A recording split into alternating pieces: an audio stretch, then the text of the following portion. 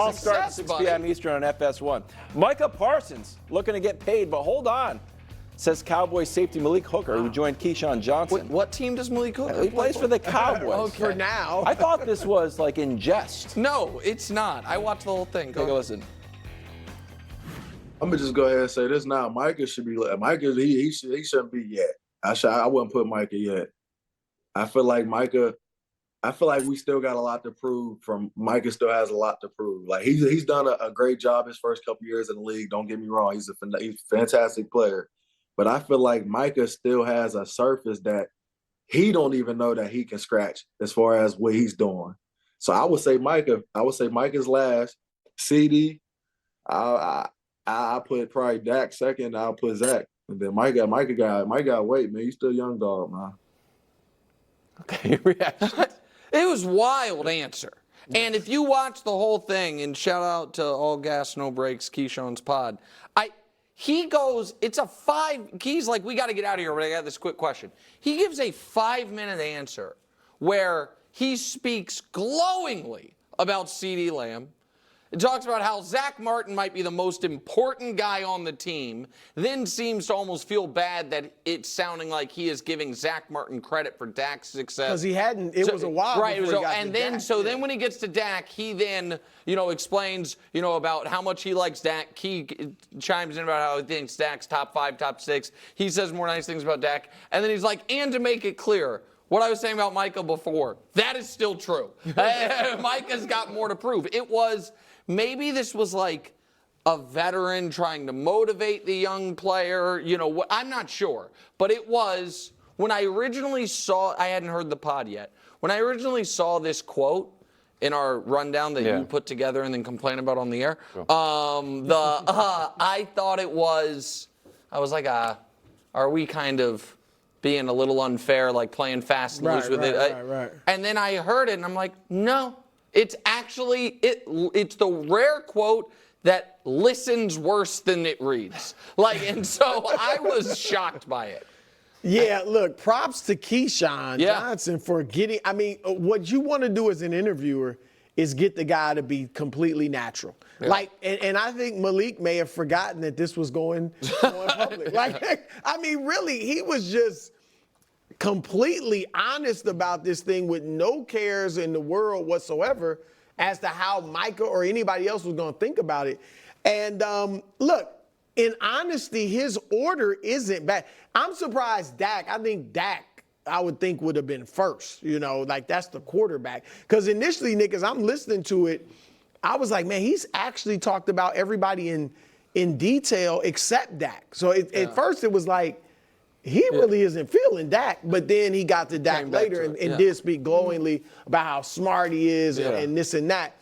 But it was surprising. For the defensive player to Micah, not take up for the defensive player is what's weird. Well, I guess, though, in his defense, Micah has played 3 years. He's the youngest. So I think that's where this is stemming from. But it'll be interesting how Micah takes it. All right, so let me put a scenario out for you, bro.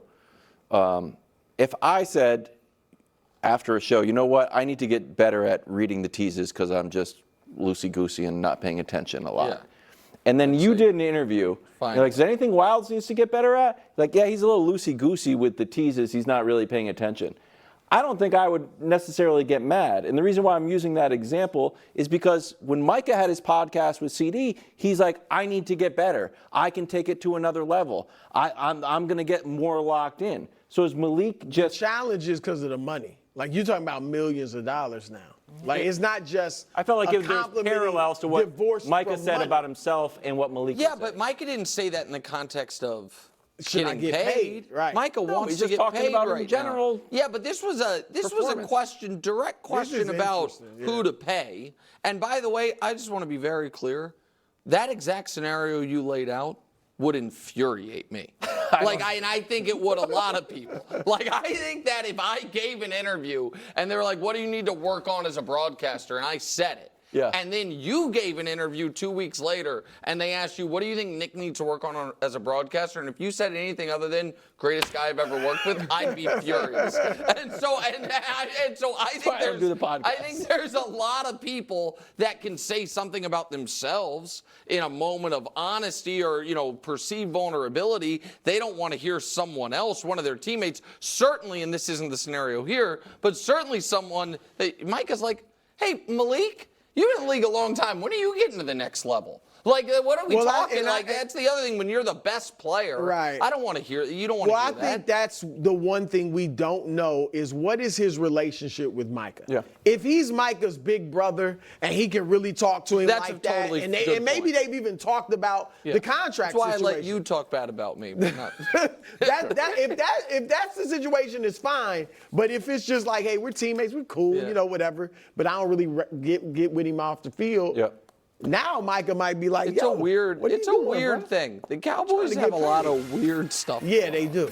Coming up next is Bronny must-see TV. That's what Magic Johnson said. News for much of the NFL audience. Tell us about it. Yeah, I mean, I guess. Me and Aaron have been great friends since I've been in Green Bay. I hit him up, told him I was coming out to LA, and said let's run some routes. So we got it in, and went out to some high school and ran some routes together. So it was good. It was good. Yeah, so all the New York media can stand down. Aaron Rodgers is back from Egypt. It's not a secret anymore, and he's hanging out with MVS. Okay, so McIntyre's saying Egypt. So Yeah, McIntyre's saying Egypt. So maybe that's where he was, but that's different discussion. any issue with? No, I think people are going to expect me to kill Rodgers for this, but I think it's actually a really good idea. Listen, it's been a long time since Aaron Rodgers won a playoff game. And to be able to spend time with a two-time defending Super Bowl champion, a guy that has played in huge games, made big plays, plays some of his best ball in the biggest games of the year, which has, of course, been a weakness for Aaron, I think he can learn a lot from MVS. And so that, even if you're criticized throughout a year to, stay above the fray, to not blame, a dishonest media or just be like, you know what? I was going to keep my head down and keep playing and then show up my biggest in the conference championship games and Super Bowls that I regularly play in. And so I think that's positive. I would have loved to know, if there were other guys that, could have gotten the heads up from Aaron to join them.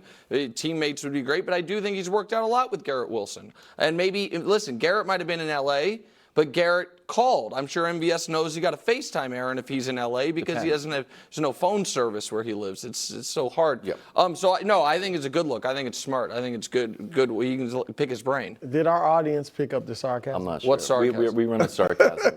What do you? I don't know what. We should have a sarcasm meter on the screen. Just being honest, trying to be fair. My initial instinct was, well, why is he working out with receivers from other teams when he just bailed on mini camp?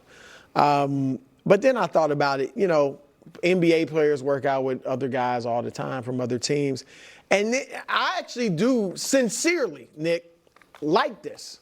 Oh. If I'm the Jets, I am encouraged by this, just that he's out there throwing the football to NFL caliber receivers. That shows me, okay, he's back plugged in. I don't like the fact that he missed the mini camp, but he is back and he's plugged in, and I'm fine with it. I think it's actually a good look. Okay.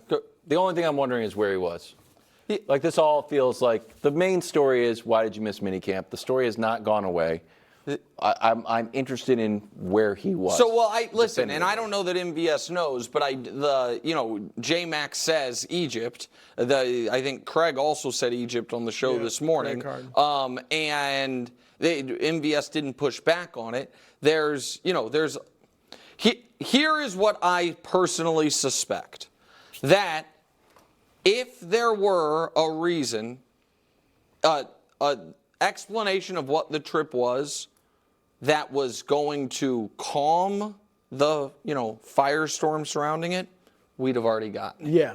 And the reason we didn't is because whether it was, another ayahuasca trip, as some people had speculated. Albert Breer seemed to open that door quite wide. And now there's the speculation he was in Egypt. I don't know what it is. I just think unless Aaron Rodgers is doing like a long-form Andy Kaufman-esque troll of the media, which also, by the way, in play. That would be I think that the reason we don't know is because people aren't going to be like, oh, well, that makes it better. I think what people are going to say is, once again, everyone's allowed to have outside interests, but those outside interests are trumping your responsibility to the team, and it's going